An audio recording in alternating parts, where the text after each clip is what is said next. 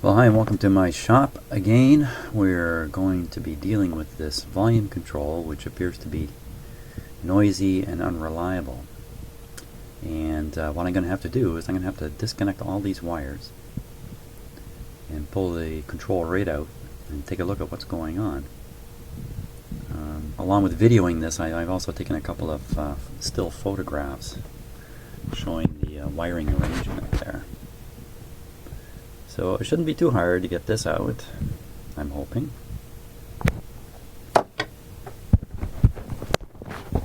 Oops, sorry about that. Knock you over like that.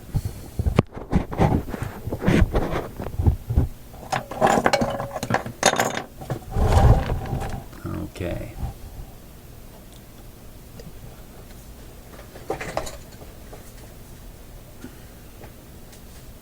Now, just giving my soldering iron another minute here to warm up.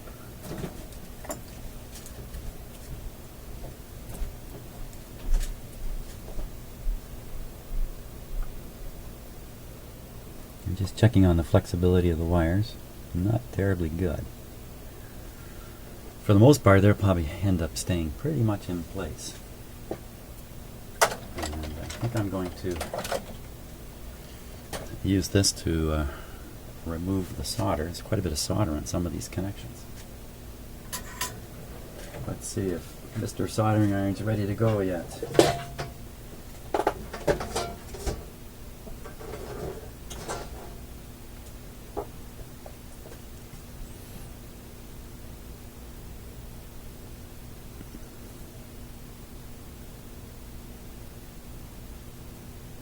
Yeah, it's getting there.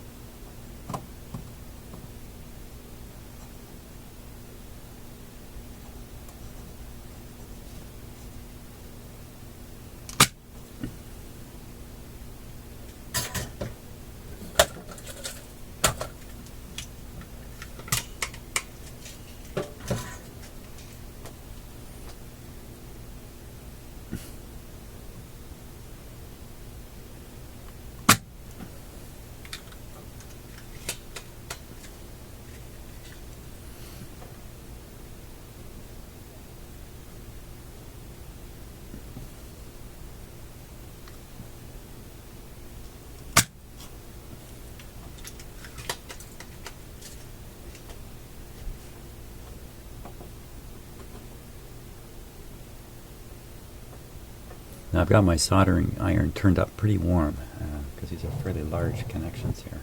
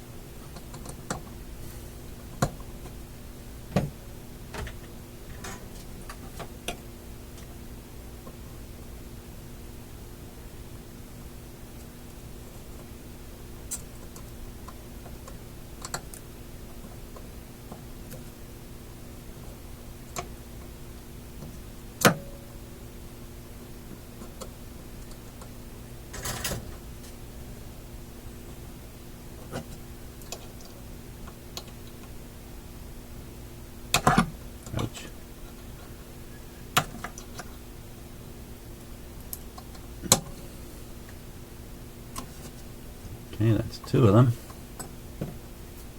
I'll take off the power wires from the on-off switch. Not sure we can just pull this off. Maybe we can.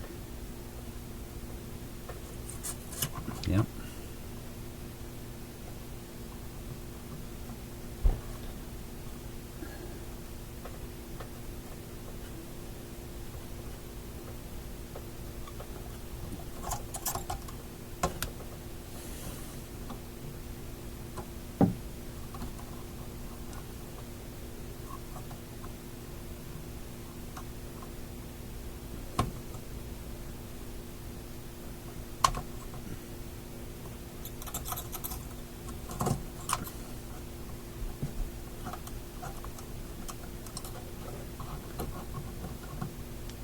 I thought this last one would be the tough one, and it seems to be the case.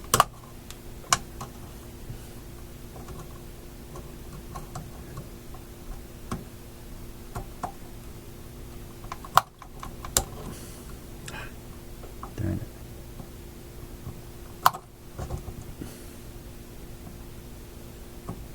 it. So what I'm trying to do here is liquefy the solder and then wiggle the wire. Ah, jeez. While the solder freezes, and then the wire will be loose. Okay, I got it that time. Kinda. Not very good.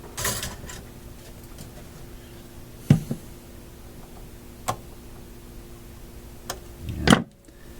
The concern here is if I tug and pull on this tab too much, I'll break it off.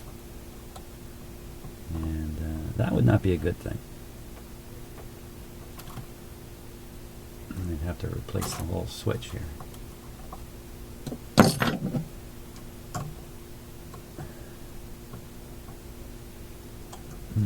That's this wire. Wire's off. All that's left is this thing here.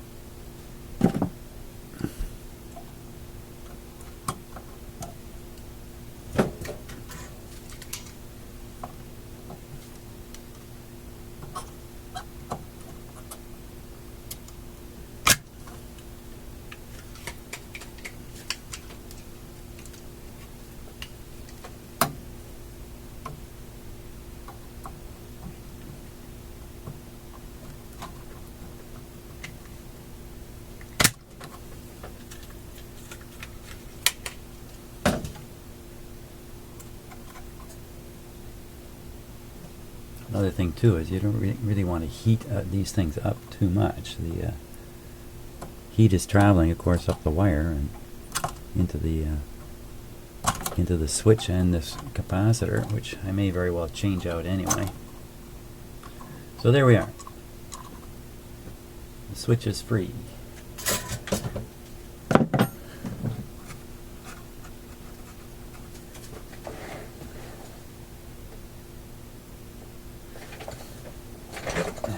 Get out this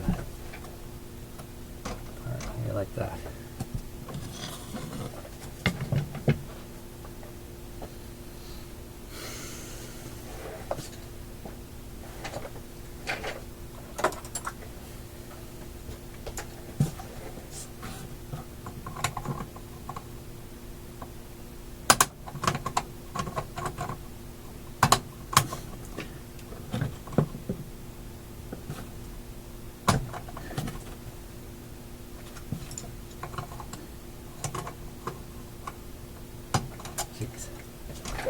I've got these really nice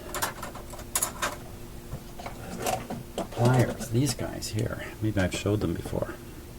If you watch the faces of it, they remain parallel all the time. There's a very powerful cutter here. Yeah, this is a great tool. I think, typically machinists have this kind of tool, I think.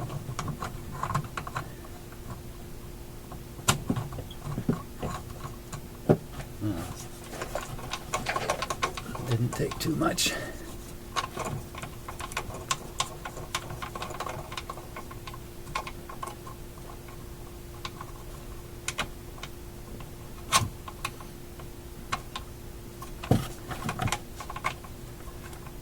What's the problem here? There it goes.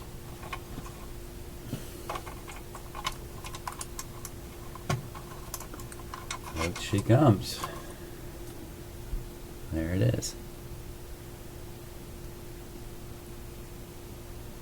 505,003, 500K.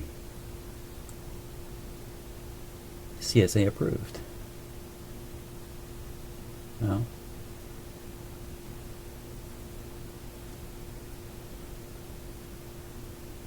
feels very nice now. Whatever happened to all that grindy stuff that was going on in there? I don't know. So what should we do with this guy? Well, I'd say we should test its resistance. How about we use, I'll try this guy up here. I don't usually use this meter on resistance, but why don't we give it a try? Okay, and we'll use clip leads to connect it.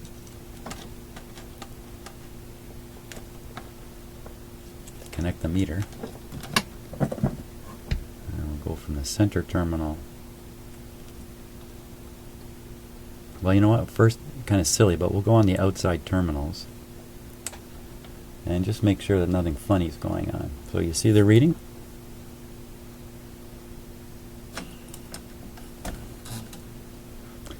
And it's steady, and it's right around, reading my meter, it's reading at 600 ohms, so it's or 600K, so it's definitely okay. So now what we'll do is we'll connect here, meter dropped to 0, and we'll swing this, and watch how. Okay, so there's hardly any change during the first half of a turn. And I'll turn it very slowly, and we'll watch the meter go down, and we'll look for some jumpiness in it.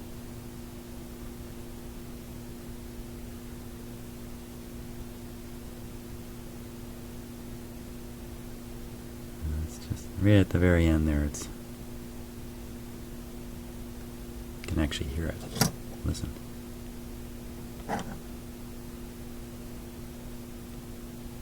Well, maybe you can't hear it. So we'll simply try the other side now. Really wouldn't expect anything different.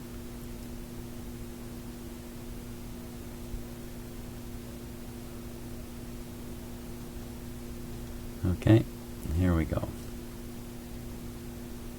Just watching that meter, seeing if it goes nice and slow and no jumpiness. It's obviously non-linear.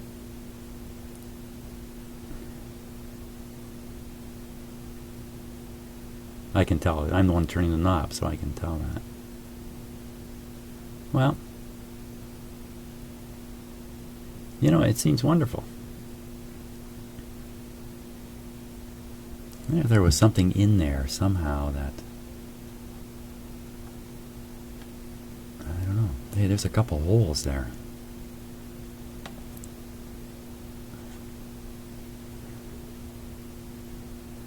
I wonder if you can shove cleaner down there. Or I have to bend these tabs back, take it apart. You know, I don't want to do that. That's the last thing I want to do.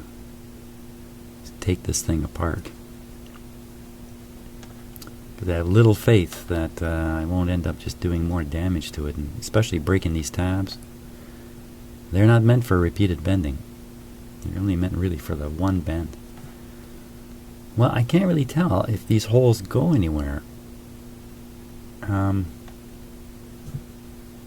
They look like they're meant to carry more terminals. So you would imagine that those holes might actually penetrate through. So why don't we give it a blast of cleaner? The old cleaner here.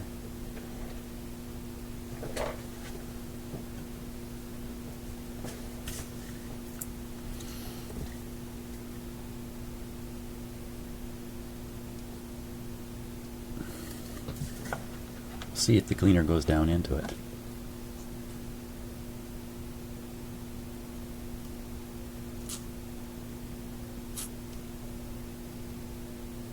Ooh, big back spray there.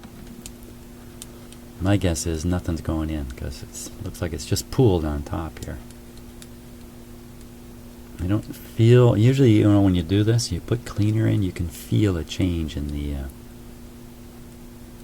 well, yeah, I think there is something going on there.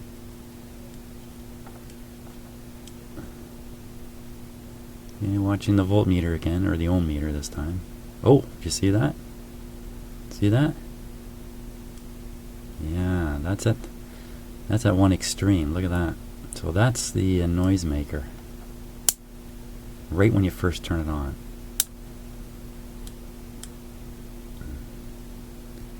Yeah, a little noisy, right? Yeah, I kind of feel something a little crunchy down there too.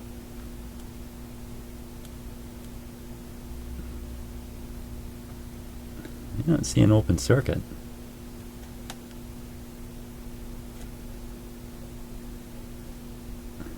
How come my meter's so slow? I don't know what that tells me about the meter. Notice it didn't go all the way over. Maybe the internal battery is weak.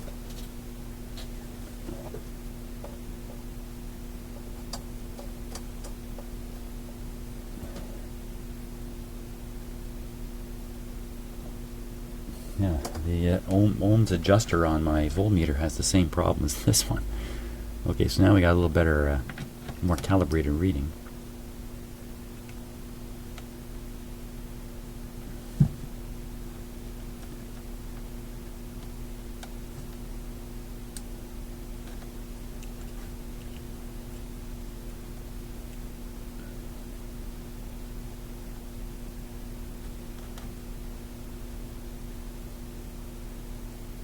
Yeah, see that? See that jump right there? That's right at the end of the travel, just before you snap it off. So that's where that noise action is. Now, is there another way to get cleaner into it? Well, I could pry these up and lift it a bit and try to shoot it through the crack. Sometimes you can get under the lugs. Often there's manufacturing holes or funny things in the metal that I don't see any on this one. Well, let's see. If I lifted these two tabs, bent this up a bit,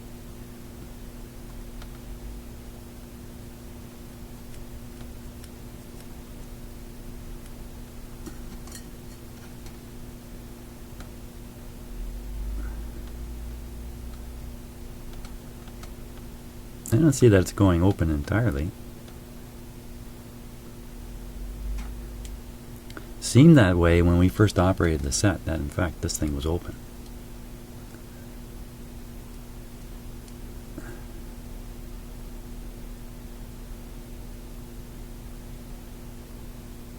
Yeah, we'll do a little experiment here.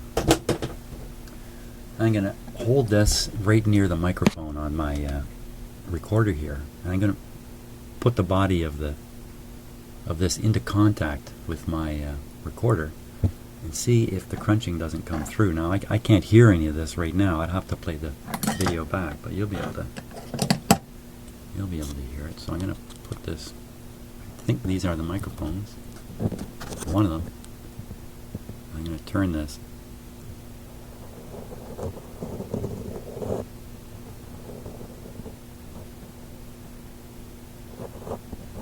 Right down at the bottom where the treble is.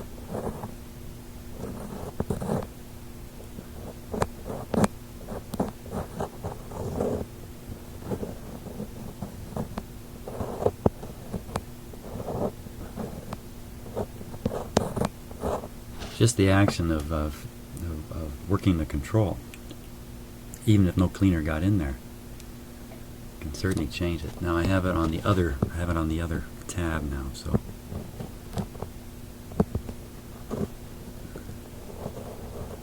we're looking at the other end of the control, so to speak, the high end. When the volume is up full and you reach the stop, there's nothing funny going on there. It's all on the low end, if you like.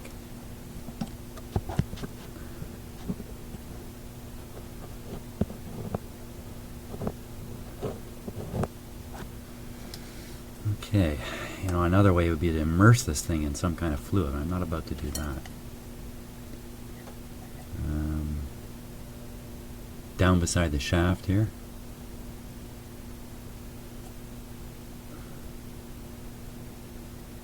Through the rivet holes. You know what? Going through these rivet holes might be just the ticket. Let's try that. Try not to spray myself this time with a flat kickback.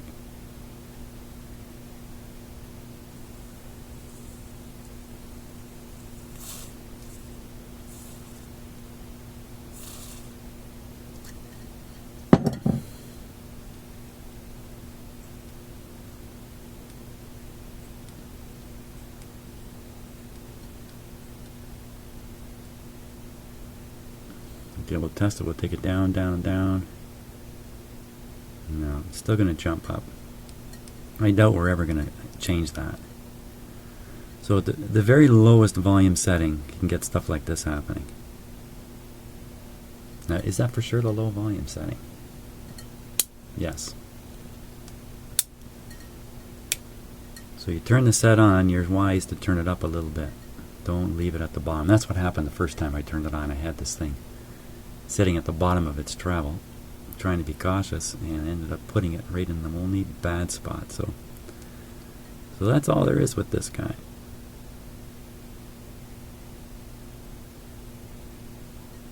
I'm close to the bottom now, and I'm just wiggling it back and forth. And the real problem occurs right at the end, right at the very end. So I think our move here is put it back in. And avoid having the volume turned all the way down, or at least be ready for some action if you do. But I can't see that I can do much more to it. And it actually doesn't seem to be all that bad, so we'll pop that back in. Okay, so I'm just reconnecting the wires here.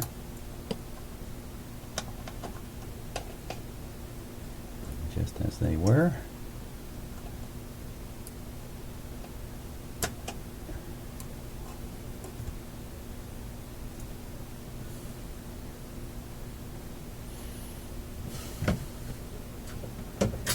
Solder those up.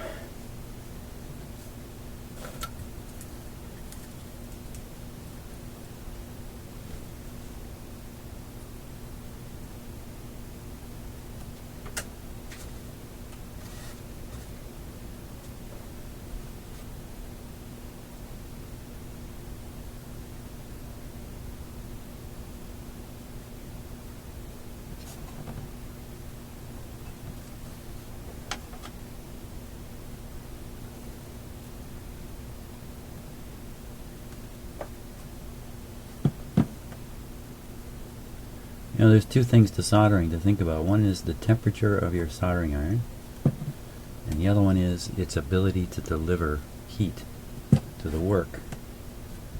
So to deliver heat to the work, you need to make a good thermal contact with whatever it is you're soldering. So you don't want to just try to use the dry corner tip of your soldering iron. It just won't deliver enough heat. You want to use the flat side. Throw a little solder on it to help with the heat conduction. And you also have to consider the size of the connection. If it's a great big connection, it's going to suck a fair bit of heat from the end of your soldering iron, and it's going to cool off. And if you've got a really delicate soldering iron and you don't have the temperature turned up, there's not that much heat in the tip to begin with, then the work can actually cool off the soldering iron. So let's take a look at those joints.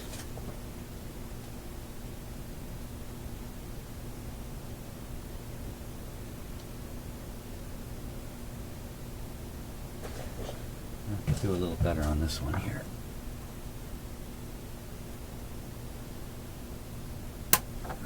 And it's soldered okay, but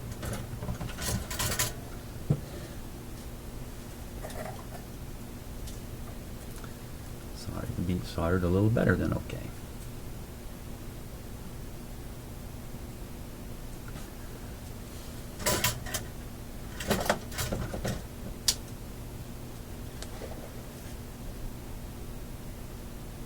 That's better. Okay, tip this set up like this.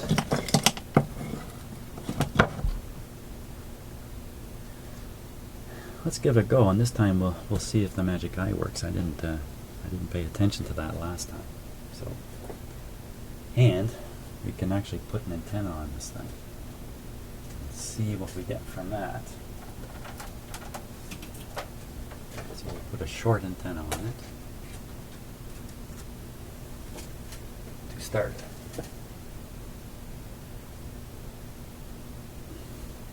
Okay, quick safety check.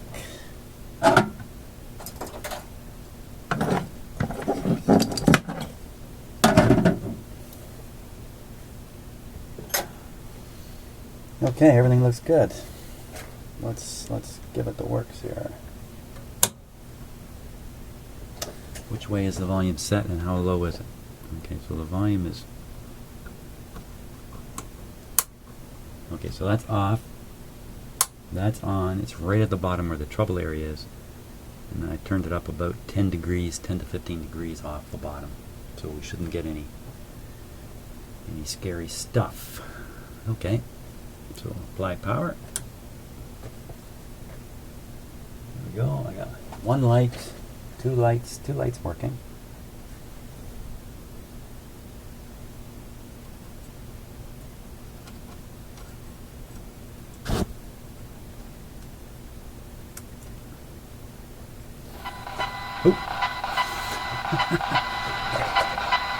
The usual sound. I'm going to turn it down a bit. Don't jump. Okay. Let's tune it a bit. Now I'm going to have to just turn the capacitor by hand.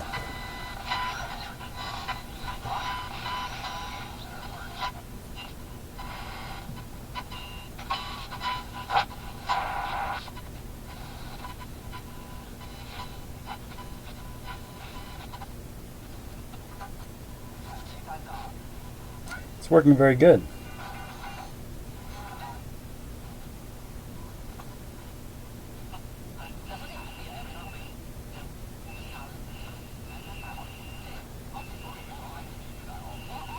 I think it's all about alignment going forward.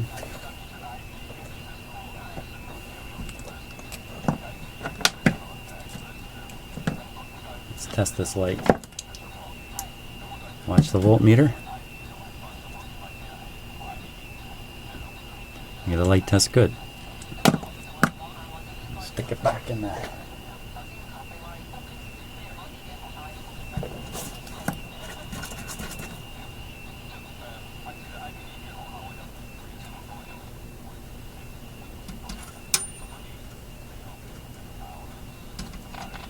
Oh yeah, there it goes. Just didn't get a good contact there. Not sure what's going on with my voltmeter there. Suddenly got a mind of its own.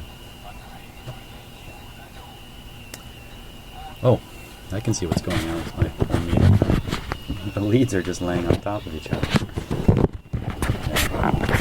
So I'm going to have to hunt hard to try to find some... oh, the magic eye. Right. It's glowing, but very, very faintly. But it's definitely there. So that's a good sign in itself.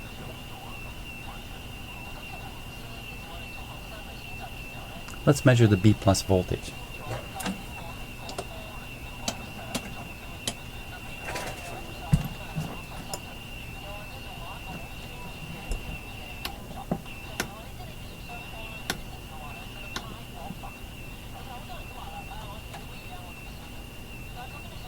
I'm on the 500 volt scale, it's around 200.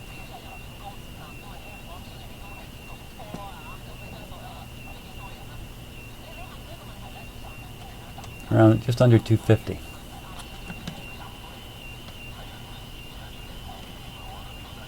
Yeah, that's pretty good.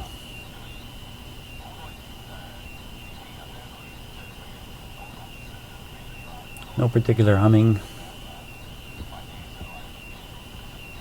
Let's go on a shortwave band.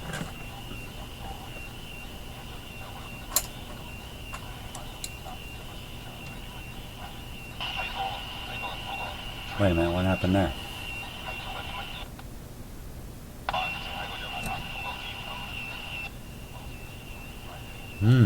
What's going on there? Then that throws it into phono. AM. AM a little louder. What the heck's there? Short wave. Short wave.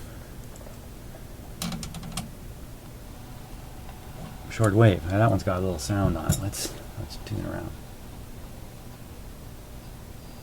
Yeah?